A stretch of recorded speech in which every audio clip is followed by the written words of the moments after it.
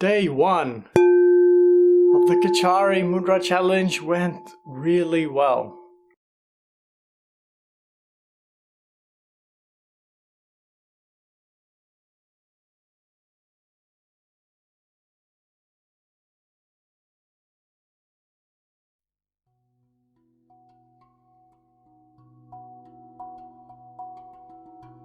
I am very happy with the first day of my week focused on Kechari Mudra, and that is because I have entered a brand new space in regards to my nervous system processing pleasure. So I want to avoid talking about too much content of my day, as it's just quite irrelevant and it would make for an extremely long video of boring details. So I want to get right into the internal perception of the day. So performing Kecharya was as expected, and as I explained in yesterday's introduction video, it was quite uncomfortable at first, just to put my tongue back there, and there was that sort of a cottony feeling of just uncomfortable touch. Very sensitive though, and especially actually because it is hay fever season here, and I was out for most of the day, so I had a lot of blowing my nose to do. And that's something I didn't mention in the introduction video. Doing Kecharya tends to make me, anyway, blow my nose a lot. But also, I experienced the sweet taste of maybe Amrita in my mouth very quickly, which did bring about a lot of good feelings in the body. But again, they presented similar challenges as before in the past, like I mentioned in the introduction video. And in particular, I did feel again ungrounded, and the sexual aspect of the energy was quite distracting. But I had a very big breakthrough here, because in the past the feelings would just be distracting and I would really have nothing to do with this energy. But I had a bit of a breakthrough, and I want to try and explain what the breakthrough was in a sort of vague, abstract way, although I don't think it's going to make too much sense, but here I go anyway. So I was very tuned for some reason on sort of who I am as a bubble of life. As is all life, you know, that's actually a definition in the scientific community, is that a life form is something which has a barrier between it and the outside world, and it sort of maintains a homeostasis of some kind. And I was just, for some reason, attuned to this aspect of being a life form, feeling sort of a bubble where I am and there's the outside, which is not the ultimate truth, by the way, but it's good that I'm exploring these boundaries of perception. So I was experiencing that I am this bubble, and each other person as well is sort of a collection of energy that forms a protective boundary around them. And sexual desire, as I saw it as it was coming up, it was actually a desire to sort of break out from your bubble, somewhat at least, and to mix or merge aspects of you and some other being. In sort of that's sort of what the sexual act is, or the sexual attraction is there's something you like about that being that you want to experience inside your own bubble. So that's what the attraction was.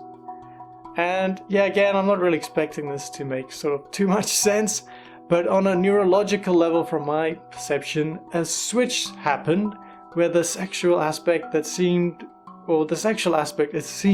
to be very limiting. And because I was with good friends and good people all around, so you know what you can do, like have sex with everyone, and then even men sometimes are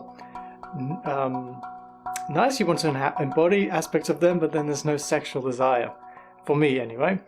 And the energy from that actually changed from wanting physical sexual gratification and wanting, or it switched from that to wanting genuine platonic friendship, and just the act of laughing and talking and connecting with people. That seemed to give me the same sense of going outside of my bubble and experiencing a bit of who someone else is. And it's dropped in a lot of ways the sexual desire, the sexual energy that feels to be bent up, building up. It's sort of pent up and not extremely pleasurable, because there's too much desire attached to it. And luckily I was out for a couple of social events actually, and I had the opportunity to feel into this heart space of friendship.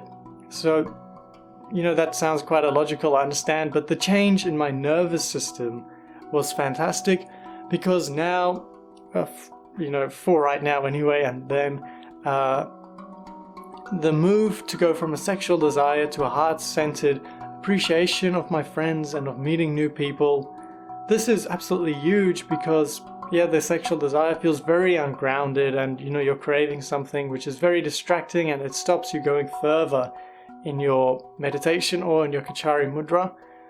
But being heart-centered and appreciating is very grounding, and I feel as though this is a new space that I can now go deeper with Kecharya. So I must say as well that the sexual desire, it's not like it just fell off a cliff.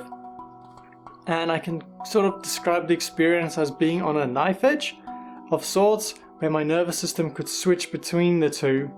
But it's a huge blessing to reach this stage, because now my nervous system has the choice to access the heart-centered way of experiencing if it so wishes. And the best course of action for now, I think, it is to exercise that muscle, metaphorically speaking, and to keep shifting into that heart space as much as possible, as much as I can, because the more you do it, I think just the more you get good at it, which means that becomes more and more your natural state of being. Anyway, sorry for being so sexual focused on the very first video, although it could be kind of apt, because I imagine I would project that anyone else undertaking Kechari will probably face the same themes, and it might be good to have a heads up, and maybe to understand that your nervous system through some time will have to shift, or hopefully shifts, from a sexual desire point to more of a heart-centered approach. But also I will probably avoid this topic in future videos and talk about other aspects of the experiences, because I imagine I'm still going to have to be balancing this, and maybe I'm not perfect, who knows if I get it right or not all the time, but I'm going to try and shift into the heart space as much as possible. And otherwise, day one was a good start, because I'm very happy with the seemingly promising change in my nervous system that happened.